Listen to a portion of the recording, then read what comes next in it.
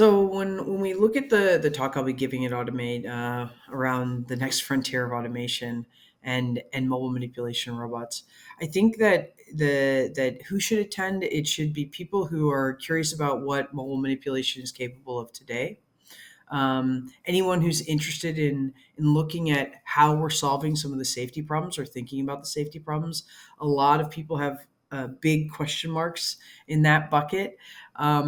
And how real is it? Where are we on the hype cycle? I think that's a really big open-ended question that a lot of people have with regards to mobile manipulation robots right now. You see a lot of great demo videos, but not a lot of real deployments. And so, kind of getting into the nuance and the brass tacks of what it takes to productionize and deploy a mobile manipulation robot in your facility to do real work.